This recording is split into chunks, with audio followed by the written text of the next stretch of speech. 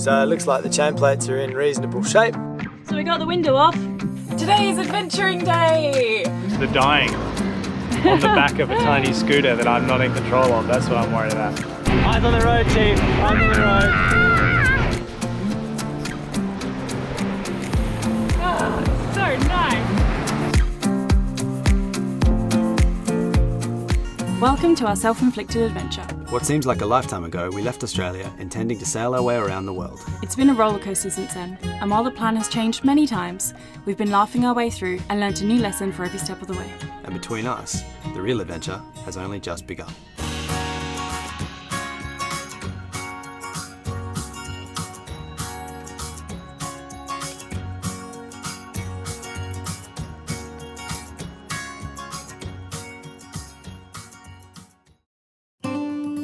Last episode on sailing Millennial Falcon.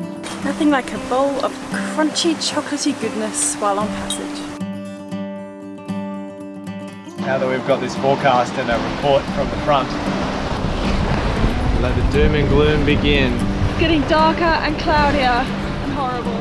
We're here, finally here.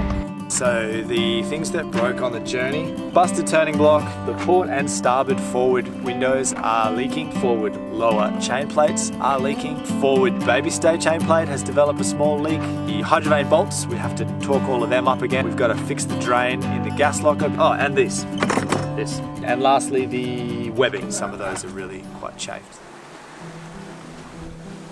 It was a strange feeling to arrive in Bermuda for the second time. We had a mostly smooth and uneventful journey up here, and despite a few minor issues, the boat has never been in better shape. Our confidence in ourselves and the boat was growing more and more by the day, but as confident as we felt, we couldn't help but feel that this is exactly how we felt prior to our last disastrous crossing attempt. How are you feeling, Bob? I feel good, I certainly don't have like a bad feeling. This is a day 3, 9 p.m. update. It's been a really shitty 2 days. We weren't even dressed yesterday because I was pretty much seasick the whole time and was just comatose. 8 a.m. today, got woken up by the sound of a foghorn. No, it's not the foghorn. Adam looks inside in our engine bay and the prop shaft has fallen off. After that, we made the decision to turn back around to Bermuda. We're about 200 miles away from Bermuda. On our way back to Bermuda, this is now 9 o'clock at night right now, and just for the sunset, I was like, Adam, the jib seems like it's luffing a little bit.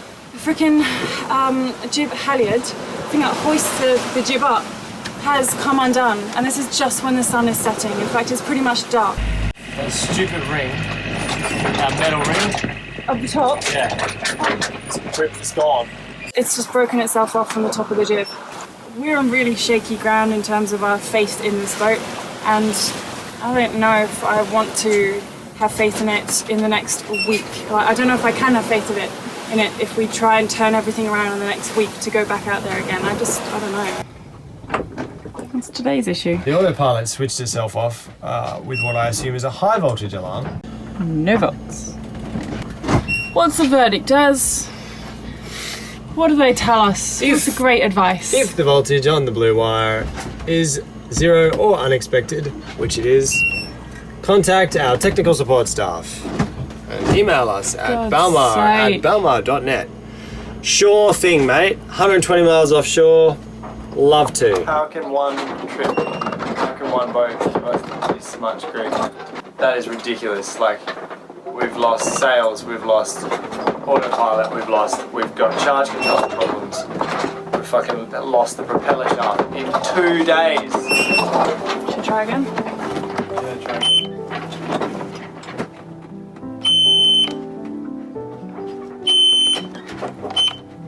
I am quite pleased with us. Thank you. Adam got us through most of this, in fact all of this, so he's done very well. He deserves big praise this episode, he really does. And we couldn't fight the nagging feeling that it was all going to happen again. But we've come too far, worked too hard, and spent way too much money to give up now. So disasters or not, we're going to choke down that feeling, we're going to hoist the sails, and we're going to try again. But before we do that, we have a little bit of work to do and a beautiful island to explore.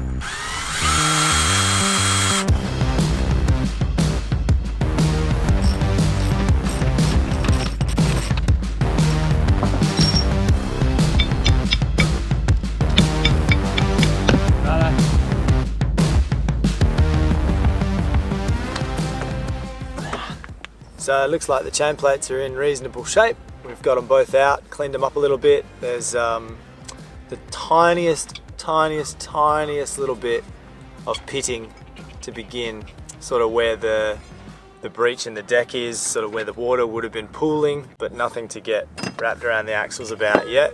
We have to, you know, just keep doing what we're doing, keep checking them, cleaning them, keeping the water out. That's pretty much the crux of boat ownership. Just keep checking things at suitable intervals and get out in front of anything that's going to break before it breaks. So that's good. That means the leaking that we did detect hasn't been going on for very long. We've caught it, fixed it, and we should, yeah, that should be the end of that problem for another couple of years. So we got the window off. Next job is underway.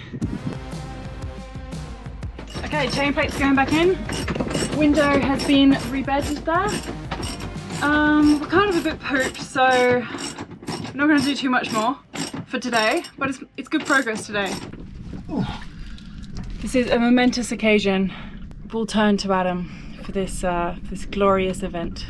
We've just stripped the coupling. We've just opened up the two halves enough to see the coupling nut, and once bitten, twice shy, 3 times. I don't know what that is, and this would be the 4th time. So we've had no issue. It gave us no moment of pause on the way here, but we did have to motor a fair bit. So I figure, you know, before we set off again, let's just check it. Why not check it? In case you're not familiar with this system, it's a nut that's got a lip on it that you can stamp down onto a keyway, which then locks it in place. Last time it fell off, we fixed it probably about a half a mile from here, not even, probably 200 feet from where we sit now. And I put thread locker red on there, stamped it down on the keyway. We got a brand new nut. Since then, we aligned the engine, we got a drive saver, we got a feathering propeller, we did all the upgrades we could do, hoping to get that problem nipped in the bud. Fast forward to now, we've stripped it. Looking at the keyway and the stamp, they haven't moved. I'm happy with it. I think it's fine. I don't think it's going anywhere. It's certainly not loose, unless it's miraculously done a few turns and then settled exactly where I put it a year ago. Almost to the day, actually. 2 years ago. 2 years ago, rather. That's as much peace of mind as you can have given our track record with this particular system. So that's good. That's awesome. That's really good. Put it back and check it again next year. Oh no. The reason why we wanted to check this is because we're still a little unused to our feathering prop, and so sometimes when we go sailing and then stick it into gear to start motoring, it makes a noise or a vibration, and because we've been scarred in the past, we assume a noise or vibration is our prop falling off. It's not, it's just the blades getting used to, or just the blades getting into the right pitch in order to then motor. But we're just not used to it, which is why we felt the need to check it.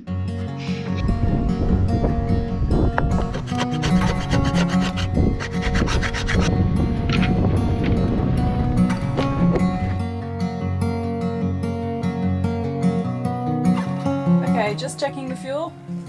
It's there. Now I don't know what that means in terms of gallons, but we have that much left, and we've used that much.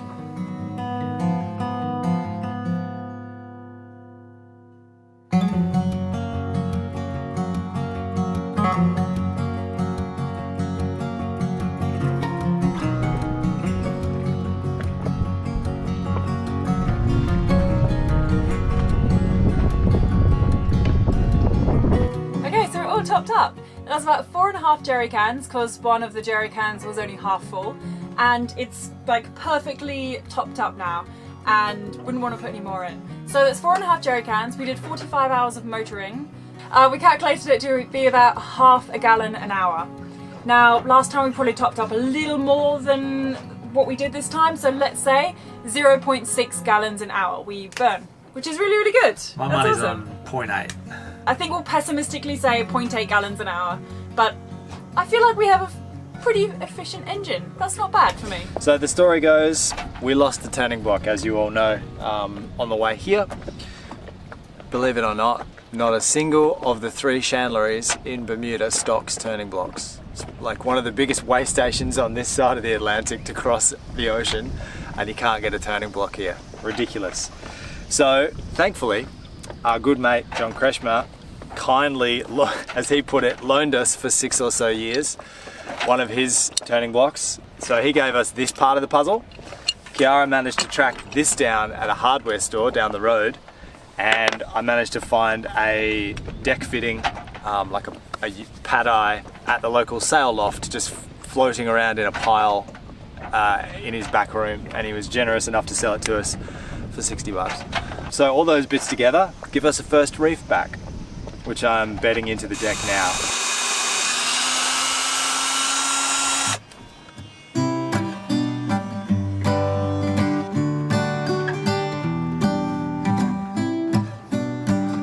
Today is adventuring day! We have been in Bermuda now for about a week.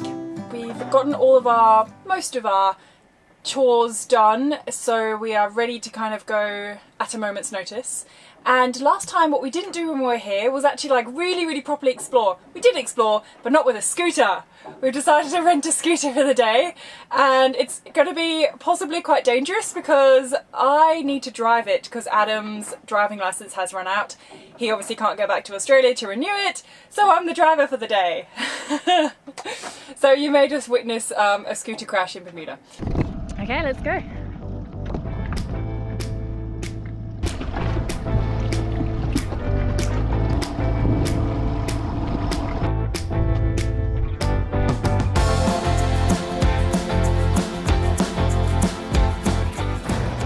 Mildly nervous about the whole navigating while scootering thing. I'm not very good at it in cars, so scootering is going to be a little more challenging. How are you feeling about the whole thing? Not so worried about the navigating, it's the dying on the back of a tiny scooter that I'm not in control of. That's what I'm worried about.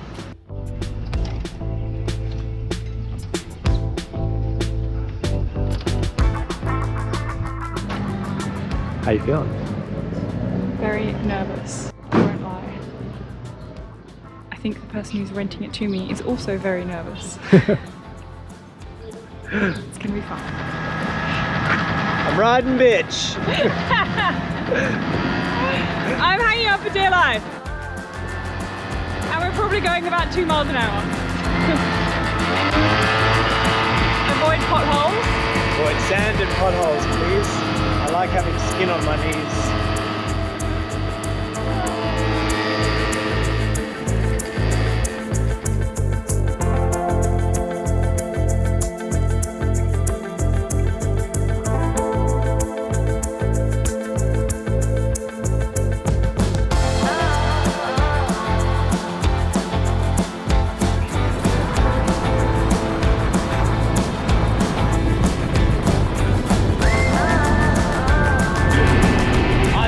Chief, I'm on the road.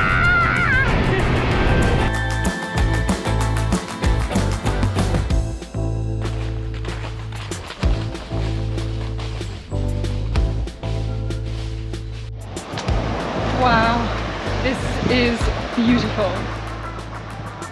Oh, look at that.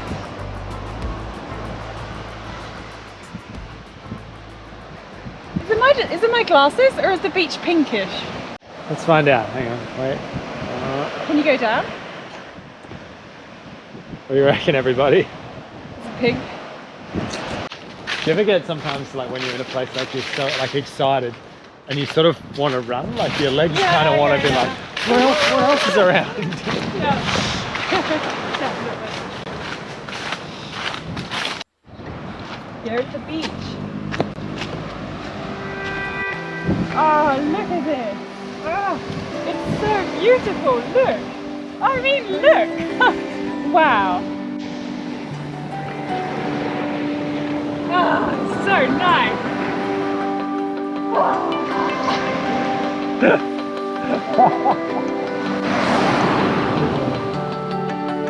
Oh, you can see the parrotfish from here? What? You see that in the water there? Is that a huge parrotfish? Yeah.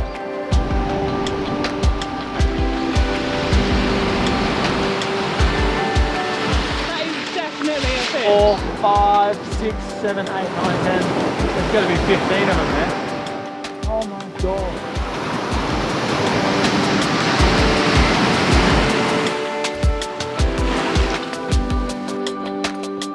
Oh, I see steps built into some rocks. Ooh. Down. Down. Down it is.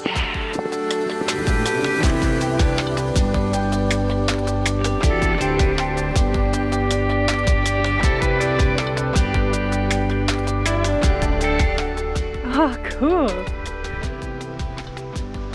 Your private beach cove. Wow.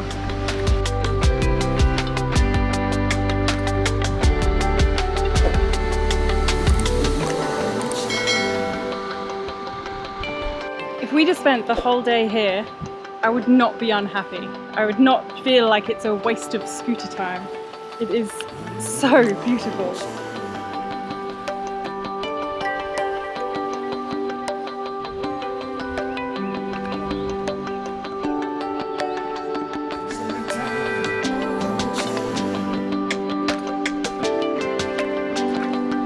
You're trying to not silt it up. I am, yeah, I just really want to keep it pristine.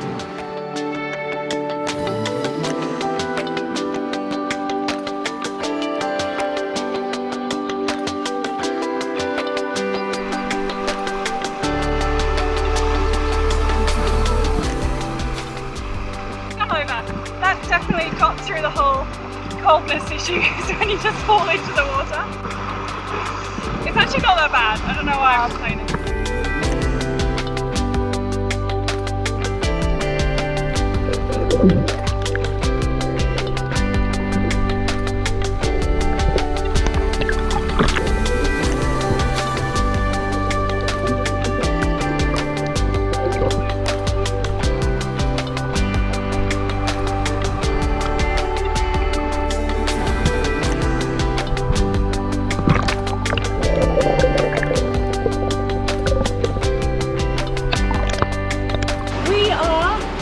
A cloud has come over and we're a little chilly now in the water, so I think we'll probably wrap this up and go and have some lunch.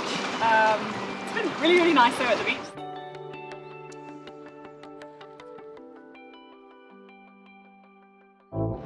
Ready to attack the Death Star again.